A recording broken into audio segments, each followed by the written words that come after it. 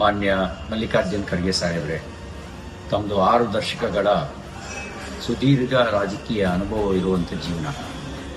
ಆದರೆ ಇತ್ತೀಚಿನ ದಿನಗಳಲ್ಲಿ ತಮ್ಮ ಹೇಳಿಕೆ ತಮ್ಮ ರಾಜಕೀಯ ಅನುಭವಕ್ಕೆ ತಕ್ಕದಾಗಿರ್ತಕ್ಕಂಥ ಹೇಳಿಕೆ ಅಲ್ಲ.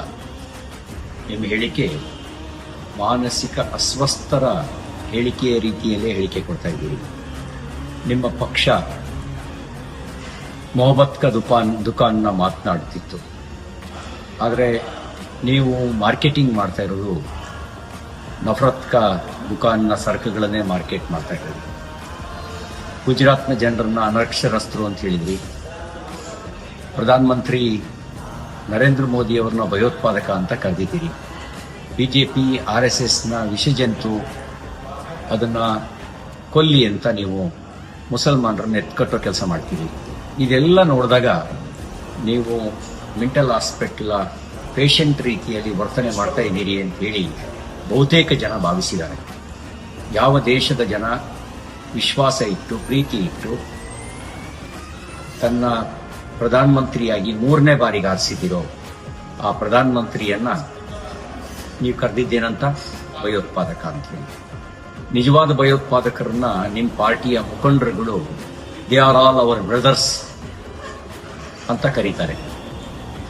ಭಯೋತ್ಪಾದನೆ ನಡೆದ ಸಂದರ್ಭಗಳಲ್ಲಿ ಭಯೋತ್ಪಾದಕರ ಬಗ್ಗೆ ಸಿಂಪತಿ ಬರುವ ರೀತಿಯಲ್ಲಿ ಭಯೋತ್ಪಾದನೆಯೇ ಒಂದು ಸಣ್ಣ ಸಂಗತಿ ಅನ್ನೋ ರೀತಿಯಲ್ಲಿ ನಿಮ್ಮ ಪಕ್ಷದ ಮುಖಂಡರುಗಳು ಹೇಳಿಕೆ ಕೊಡ್ತಾರೆ. ಒಬ್ಬ ದೇಶಭಕ್ತ ಪ್ರಧಾನಮಂತ್ರಿಯನ್ನ, ದೇಶದ ಗೌರವವನ್ನ ಜಗತ್ತಿನ ಉದ್ದಗಲಕ್ಕೆ ಹೆಚ್ಚಿಸ್ತಕ್ಕಂಥ ಪ್ರಾಮಾಣಿಕ ಪ್ರಯತ್ನ ಮಾಡ್ತಕ್ಕಂಥ ಒಬ್ಬ ಕಾಯಕ ಯೋಗಿಯನ್ನ, ದೇಶದ ಜನ ವಿಶ್ವಾಸ ಇಟ್ಟಿರ್ತಕ್ಕಂಥ ಪ್ರೀತಿಯ ನಾಯಕನನ್ನ ನೀವು ಭಯೋತ್ಪಾದಕ ಅಂತ ಕರಿತೀರಿ. ಇದನ್ನು ನೋಡಿದಾಗ ಬಹಳ ಸ್ಪಷ್ಟ ಆಗುತ್ತೆ ನಿಮಗೆ ಮಾನಸಿಕ ದೌರ್ಬಲ್ಯಗಳ ಒಂದು ಸುಳಿಗೆ ನೀವು ಸಿಗಾಕೊಂಡಿದ್ದೀರಿ, ಅಥವಾ ನಿಮ್ಮ ಪಕ್ಷವನ್ನ ಗೆಲ್ಲಿಸಲಾರದಂಥ ಅಸಹಾಯಕತೆ ನಿಮಗೆ ಕಾಡ್ತಾ ಇದೆ. ಆ ಕಾರಣದಿಂದ ನೀವು ದ್ವೇಷವನ್ನು ಕಾಡ್ತಾ ಇದ್ದೀರಿ. ನಿಮ್ಮ ಹೇಳಿಕೆ ಸಮರ್ಥನೀಯ ಅಲ್ಲ.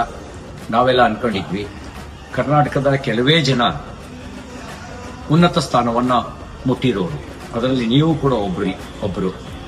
ಇದರಿಂದ ನಿಮ್ಮ ಒಂದು ಚಟುವಟಿಕೆ ಕನ್ನಡಿಗರಿಗೆ, ಕರ್ನಾಟಕಕ್ಕೆ ಗೌರವ ತಂದುಕೊಡುತ್ತೆ ಅಂತ ಭಾವಿಸಿದ್ವಿ. ಆದರೆ ನಿಮ್ಮ ಹೇಳಿಕೆ ಮತ್ತು ಚಟುವಟಿಕೆ ಕನ್ನಡಿಗರಿಗೆ ಗೌರವ ತಂದುಕೊಡೋದಲ್ಲ, ಕನ್ನಡಿಗ ಮತ್ತು ಕರ್ನಾಟಕದ ಗೌರವವನ್ನು ಹಾಳು ಮಾಡುವ ರೀತಿಯಲ್ಲಿ ನಿಮ್ಮ ಹೇಳಿಕೆ ಇದೆ. ಒಂದು ಪಕ್ಷದ ರಾಷ್ಟ್ರೀಯ ಅಧ್ಯಕ್ಷರಾಗಿ ನಿಮ್ಮ ಹೇಳಿಕೆ ನಿಮ್ಮ ಪಕ್ಷದ ಬಗೆಗಿನ ಅಭಿಪ್ರಾಯವನ್ನು ಕೂಡ, ಪಕ್ಷದ ಬಗೆಗಿನ ಗೌರವವನ್ನು ಕೂಡ ಹಾಳು ಮಾಡಿದೆ. ನೀವು ಇದನ್ನೇ ಮುಂದುವರಿಸಿದ್ರೆ ಜನ ನಿಮಗೆ, ನಾನು ಬರೀ ಪೇಷಂಟ್ ತರ ಅಂತ ಹೇಳ್ತಾ ಇದ್ದೀನಿ, ಜನ ಮೆಂಟಲ್ ಹಾಸ್ಪಿಟಲ್ ಪೇಷಂಟು ಅಂತೇಳಿ ಭಾವಿಸ್ತಾರೆ. ಮತ್ತೊಮ್ಮೆ ಈ ರೀತಿ ಹೇಳಿಕೆ ಕೊಟ್ಟು ಹಿರಿಯಕ್ಕನ ಚಾಳಿ ಮನೆಮಕ್ಕಳಿಗೆಲ್ಲ ಅಂತ ಹೇಳಿ ನಿಮ್ಮ ಪಕ್ಷಕ್ಕಿಂತ ಕೆಟ್ಟ ಚಾಳಿಯನ್ನೇ ಕಲಿಸಬೇಡಿ.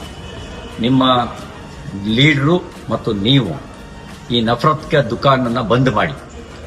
ಹೇಳೋದು ಮೊಹಬ್ಬತ್ ಕೆ ದುಕಾನ್ ಅಂತ ಹೇಳಿ, ಮಾಡೋದೆಲ್ಲ ನಫರತ್ತು. ಈ ರೀತಿ ದ್ವೇಷ ಕಾರ್ತಕ್ಕಂಥ, ಹೊಟ್ಟೆ ಕಿಚ್ಚನ್ನ ತೋರಿಸ್ತಕ್ಕಂಥ ಮತ್ತು ಸುಳ್ಳು ಅಭಿಪ್ರಾಯ ಮೂಡಿಸ್ತಕ್ಕಂಥ ನಿಮ್ಮ ಹೇಳಿಕೆಗಳು ನಿಮಗೇ ತಿರುಗುಬಾಣ ಆಗ್ತವೆ. ಜನ ಪ್ರೀತಿಯಿಂದ ಪ್ರಧಾನಮಂತ್ರಿ ನರೇಂದ್ರ ಮೋದಿ ಅವರನ್ನ ಅವರು ನಮ್ಮ ನಾಯಕ ಅಂತ ಭಾವಿಸಿದ್ದಾರೆ.